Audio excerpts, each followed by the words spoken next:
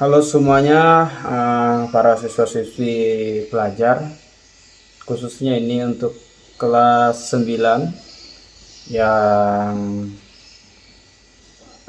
dimana kita membahas fokus tentang laporan pengamatan. Kebetulan siswa-siswiku yang kelas 9, khususnya di SMP PGRI 13 Sandai, kebetulan kita mempelajari tentang pembuatan laporan mengenai laporan pengamatan karya ilmiah kalian ya, hasil tanaman kalian, hasil sorry ya garing suara motor, hasil karya irigasi tetes sederhana kalian. Dan mungkin banyak yang bertanya, gimana cara bikin laporannya Pak?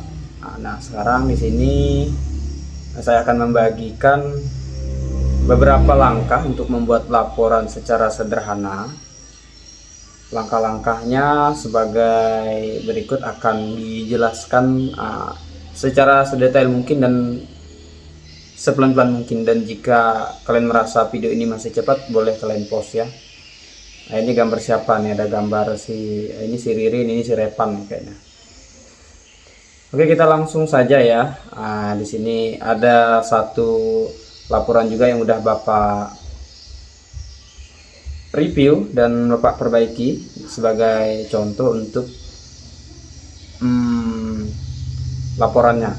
Nah, di sini kita seperti yang kalian lihat, kita akan bahas tentang membuat laporan pengamatan sederhana bersama saya sendiri, Paulus Dedi. Kita akan langsung tahap berikutnya. Nah, sekarang sebelum kita membuat, kita harus tahu dulu laporan itu apa, laporan pengamatan itu apa. Nah, di sini ada pengertian laporan pengamatan sederhana. Apa itu laporan pengamatan sederhana? Ya, laporan pengamatan itu adalah laporan yang berisi hasil pengamatan terhadap suatu objek, ya. Laporan yang berisi hasil pengamatan terhadap suatu objek di sini, atau fenomena. Di sini sudah Bapak tandai dengan warna lain biar lebih mudah kalian ingat ya. Pengamatan terhadap suatu objek atau fenomena tertentu. Ya, kalau kita yang kalian buat saat ini adalah tentang objek. Objeknya tadi yaitu tanaman dan teknologi irigasi tetes sederhana dari botol yang kita buat di pelajaran prakarya kemarin. Nah, laporan ini digunakan untuk mencatat apa? Jadi data sini, data dan informasi penting secara sistematis. Nah, jadi itu ya. Jadi laporan pengamatnya adalah laporan yang berisi hasil pengamatan terhadap suatu objek atau fenomena tertentu dengan yang digunakan untuk mencatat data dan informasi penting secara sistematis. Sekarang kita lanjut. Nah, ada beberapa tujuan, diantaranya di sini Bapak rangkum menjadi 3 tujuan utama dari sebuah laporan pengamatan. Yang pertama di sini ya, tujuan pertama yaitu untuk mendokumentasikan hasil pengamatan secara terstruktur ya. Jadi terstruktur hasilnya itu nanti bisa dibaca dengan baik oleh pembaca. Ketika orang membaca, mereka bisa memahami bahwa oh ternyata begini tahapan-tahapannya ya. Nah, terstruktur tadi itu kata kunciannya. Yang kedua, tujuan yang kedua adalah melatih keterampilan mencatat dan menyimpulkan informasi. Jadi dari pembuatan laporan ini secara tidak langsung kita sudah melatih diri kita untuk lebih terampil dalam mencatat dan menyimpulkan sebuah informasi. Informasi apa? Yaitu informasi yang akan kalian sampaikan mengenai hasil laporan kalian tadi. Kemudian yang ketiga, ya, tujuan yang ketiga di sini yaitu membantu memahami perkembangan suatu objek atau kegiatan. Nah, dengan membuat laporan, jadi kita bisa paham tentang suatu proses ya, tentang suatu objek ataupun suatu fenomena. Nah, di sini kita fokusnya kepada objek. Jadi nanti misalnya objeknya pohon cabai tadi dengan teknologi irigasi tetes sederhana. Jadi kita paham cara kerjanya, cara kerja irigasinya seperti apa. dan perkembangan objeknya tadi, misalnya pohon cabai tadi yang kita tanam itu tadi seperti apa perkembangan dari mulai kita menanam sampai dia tumbuh dan kalau bisa sampai panen ya. Cuma sekarang kan kita belum proses panen karena masih baru awal-awal. Ini bagi yang menanam cabai. Ada beberapa yang lain yang menanam bunga juga ya kan. Kemudian kita lanjut di sini. Nah, tadi ada kata kuncinya tadi di tujuan 1, mendokumentasikan hasil pengamatan secara terstruktur. Nah, untuk menjawab terstruktur maksudnya seperti apa, nah mari kita lihat di slide berikut. Nih, di sini sudah Bapak rangkum juga standar dari sebuah laporan pengamatan, strukturnya, struktur standar.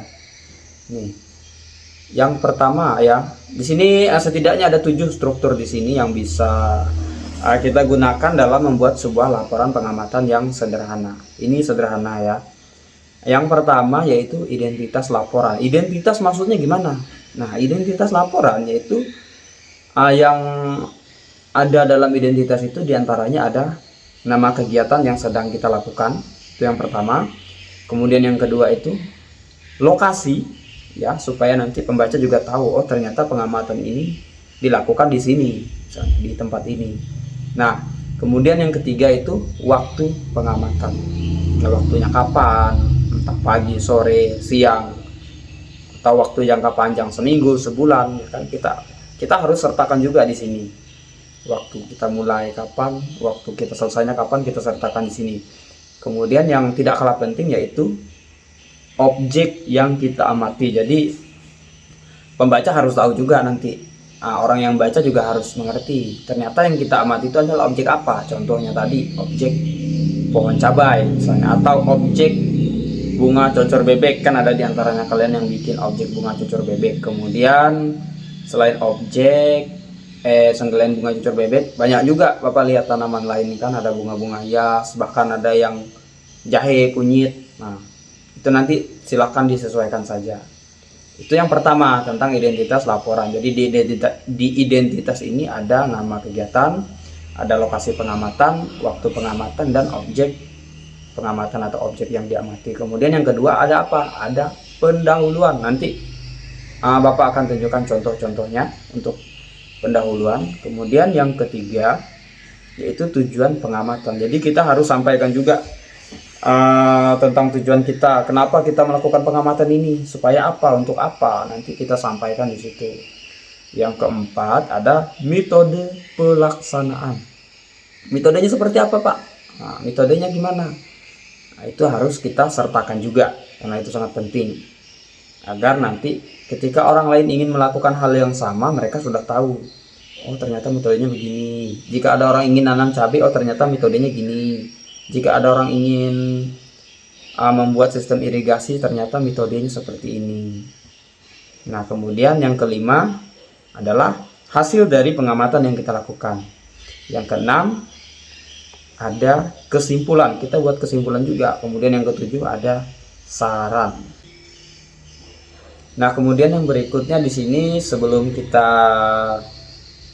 mulai melihat contohnya, kita terlebih dahulu melihat langkah-langkah untuk membuat laporan.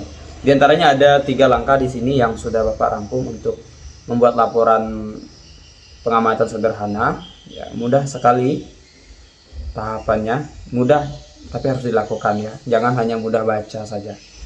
Nah, di sini tentukan topiknya, topik pengamatannya apa. Misalnya topik tentang mengamati pertumbuhan cabai dengan bantuan sistem irigasi tetes sederhana dari botol bekas misalnya. Nah, kemudian lakukan pengamatannya, kegiatannya harus kalian lakukan. Ya, seperti yang kita lakukan beberapa hari terakhir, beberapa minggu terakhir kan kalian sudah mengamati itu. Nah, setelah itu apa yang harus kalian lakukan, yaitu menyusun lapornya tadi berdasarkan struktur yang sudah kita bahas sebelumnya, di slide sebelumnya maksudnya. Nah, kan kalian sudah melakukan pengamatan, kalian sudah menentukan topik, kegiatannya juga harus dilakukan, prosesnya sudah. Sekarang kita tinggal membuat laporannya berdasarkan struktur yang ada. Nah, sekarang mari kita buat ya. Kita lihat contoh-contohnya. Nah, untuk identitas sendiri, yang pertama tadi kan ada identitas laporan tuh. Nah, untuk identitas, contoh di laporan identitas ini ya ada beserta berisi tadi nama kegiatan. Nama kegiatan misalnya praktik irigasi tanaman. Lokasinya di mana? Di kebun SMP PGRI 13 Sandai. Kemudian waktunya kapan? Nah, kita mulai kemarin dari tanggal 28 Oktober 2024 sampai dengan per 11 Desember kemarin. Kan kalian mengamatinya. Objeknya apa? Yaitu pohon cabai tadi. Ini punya si Silva ya. Bapak contohkan pakai punya si Silva, menggunakan punya si Silva. Nah, ini orangnya. Enggak bercanda, bukan, ini si Ririn tadi. Oke, kita lanjut saja. Ini jelas ya untuk contohnya seperti ini. Silahkan dilihat. Nanti boleh kalian ganti punya kalian, dibuat seperti ini biar lebih bagus lagi. Silahkan diganti nanti yang sudah ada itu, Bapak sudah review juga tadi. Nah, kemudian ada pendahuluan. Nah, contohnya seperti ini. Sini ada contoh yang sudah Bapak buat. Pendahuluan isinya praktik irigasi tanaman bertujuan untuk mengenalkan teknik irigasi sederhana. Jadi tujuannya untuk mengenalkan teknik tadi. Punya Silva udah bagus nih ya. Kegiatan ini penting untuk memahami cara menjaga kestabilan suplai air pada tanaman tanpa menyiram secara manual setiap hari. Benar ya. Jadi seperti itu. Ini di pendahuluannya kita sampaikan dulu. Di pendahuluan ada tujuannya dan ada kegiatannya, inti dari kegiatannya. Kemudian kita lanjut ke contoh berikutnya, yaitu contoh hasil pengamatan. Nah, di sini punya si Silva ada tiga hasil ya. Hasil yang pertama ya, hari pertama pada 29 Oktober bibit cabai ditanam dan irigasi tetes mulai berfungsi. Ya, pada hari itu setelah dibuat sudah mulai menanam ya kan, langsung ditanam. Kemudian hari ke-7 yaitu tanggal 5 November dia cek lagi 1 minggu kemudian sesuai instruksi yang Bapak berikan juga. Karena kita kemarin melakukan pengamatannya per minggu. Tanaman tumbuh lebih lebat dibandingkan yang disiram manual. Benar, karena tidak layu ya kan. Rata-rata tumbuh semua punya kalian kemarin, tidak ada yang layu. Kemudian hari ke-14 yaitu tanggal 11 November. Harusnya ya benar sih, memang hari itu. Ini juga harus akurat. Ini mungkin hanya menerka karena Bapak tidak lihat kalian melakukan mengukurnya secara langsung.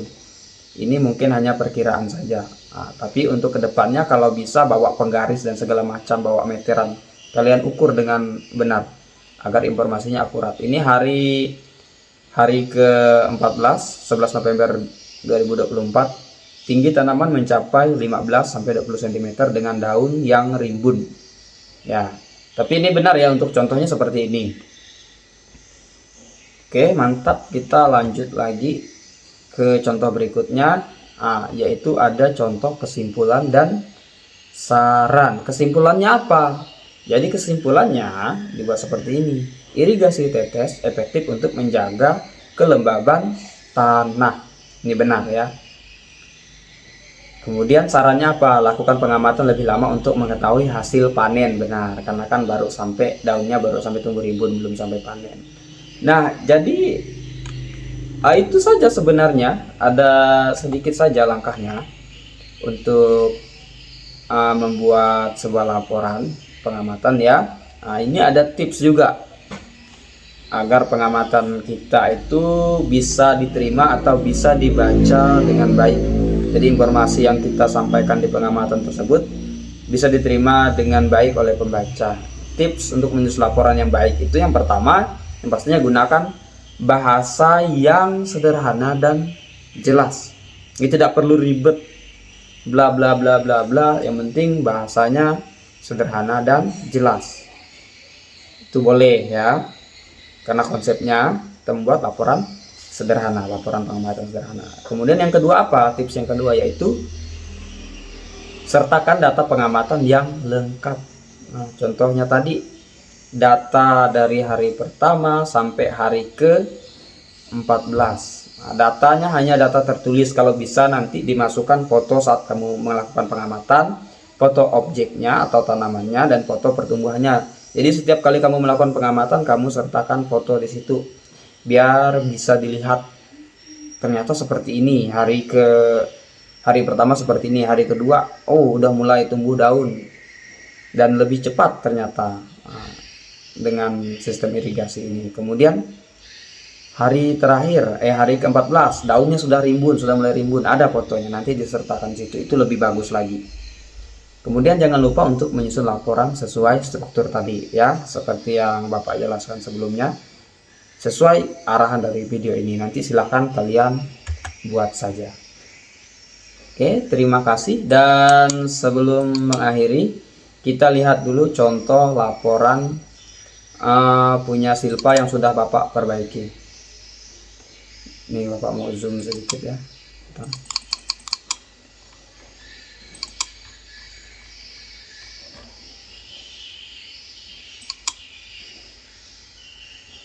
Nah, ini punya si Silpa, ininya sudah benar, kemudian hasilnya sudah benar, hanya saja dia si Silpa pula, dari tadi Silpa ya, Sipa maksudnya, atau Griselda, dari tadi Bapak salah sebut, sorry, maaf ya Griselda ya. Nah, ini yang dari dia yang asli, kemudian Bapak kembangkan lagi menjadi seperti ini. Nah, ini sebagai contoh, nanti silahkan dibikin untuk kalian ya. Jadi karena informasinya sudah cukup jelas punya si Siva, hanya saja kurang terstruktur tadi. Nah, jadi Bapak perbaiki menjadi seperti ini. Perbaikannya nih. Laporan hasil pengamatan di sini kalian buat, kemudian nama kegiatannya juga dibuat di sini. Kemudian lokasi ya, ini di bagian apa tadi? Ini untuk bagian identitas laporan. Kemudian ada pendahuluan. Tujuan pengamatan di sini sesuai presentasi tadi, slide tadi. Kemudian metode pelaksanaan. Tuh, dibuat seperti ini. Langkah-langkahnya. Nah, langkah-langkah metode pelaksanaan itu inilah ya. Pertama, tanggal kalian melaksanakannya, prosesnya seperti apa. Jadi untuk metode pelaksanaan ini menjelaskan semua proses tadi yang kalian lakukan. Kemudian hasilnya kalian tulis di sini, ya kan? Setelah hasil barulah kalian buat kesimpulan. Nih, seperti ini kesimpulan yang udah Bapak buat untuk sebagai contoh. Nah, berdasarkan hasil pengamatan, pengguna sistem irigasi sederhana terbukti efektif dalam mendukung pertumbuhan dan perkembangan pohon cabai. Ini ya contohnya, nanti silahkan, ini Bapak akan share juga. Kemudian disusun oleh Siva. Nah, ini punya si Sakia. Nah, nanti yang lain silahkan menyesuaikan. Untuk si Siva juga silahkan tulis ulang seperti yang Bapak contohkan. Jika memang memungkinkan untuk ditambahkan, silahkan tambahkan lebih kreatif lagi ya, bebas. Nah, yang penting sesuai dengan struktur tadi. Oke, terima kasih. Silahkan dipelajari untuk video ini. Jika memang terlalu cepat, boleh kalian pause. Nah, Bapak ucapkan di sini untuk kalian semua, terkhusus kelas 9, selamat belajar dan tetap semangat. Semoga apa yang kita buat nanti bisa menjadi sebuah karya dan kenangan di sekolah, ya kan? Dan ini nanti kan kita juga akan posting di Blogspot. Nanti kita akan buat akun Blogspot, secara tidak langsung kita praktik juga nanti. Jadi kalau sudah ada di Blogspot, yang penting kalian simpan linknya, kalian mau buka kapan saja, entah kalian sudah melanjutkan sekolah nanti, udah kuliah, udah tamat, bahkan udah beranak cucu, nanti itu masih bisa diakses. Jadi yang penting kalian simpan linknya baik-baik. Oke, terima kasih Bapak, sekali lagi ucapkan selamat belajar dan semangat.